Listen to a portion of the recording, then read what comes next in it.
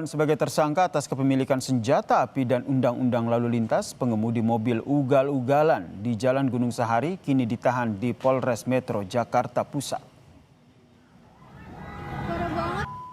Setelah penyidikan mendalam soal temuan 2 bilah senjata tajam dan sepucuk senjata api mainan, pengemudi mobil ugal-ugalan yang melawan arah di Jalan Gunung Sahari, Jakarta resmi ditetapkan sebagai tersangka atas kepemilikan senjata tajam.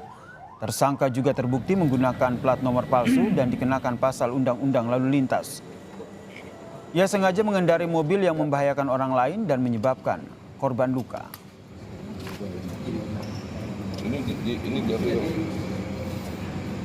Jadi seorang pengemudi sudah ditetapkan tersangka atas kepemilikan senjata tajam, termasuk identitas dari plat nomor tanda kendaraan bermotornya juga tidak bisa dilengkapi dan secara palsu memalsukan data. Ini dalam penanganan Polres Metro Jakarta Pusat. Nah, dan sekarang terkait tentang pelaku tersebut sedang dalam penanganan proses di Polres Metro Jakarta Pusat. Sudah dilakukan penahanan oleh Polres Metro Jakarta Pusat.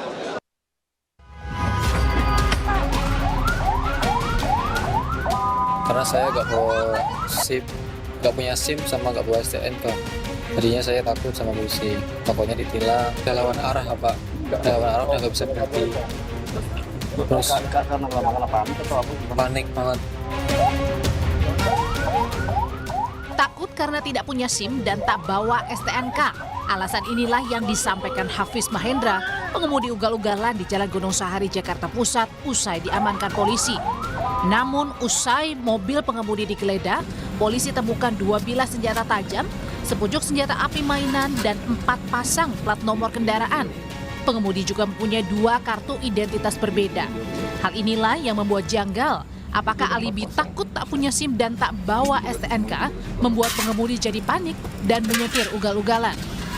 Kita lihat itu karena beralasan hanya takut karena tidak punya SIM. Rasanya selama ini kita juga banyak menangani pelanggar-pelanggar yang karena memang tidak punya SIM.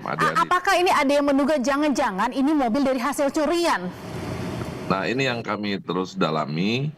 Sementara dari hasil cek fisik nomor rangka dan nomor mesinnya itu sangat tidak identik dengan TNKB yang terpasang.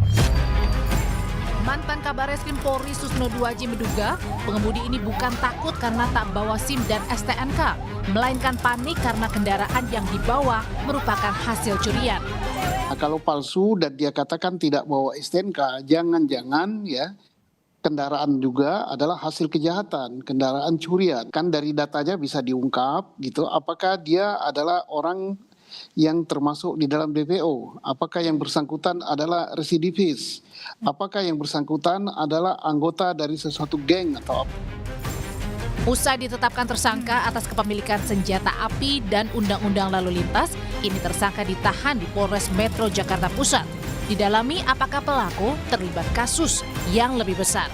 Tim Liputan, Kompas TV, Jakarta.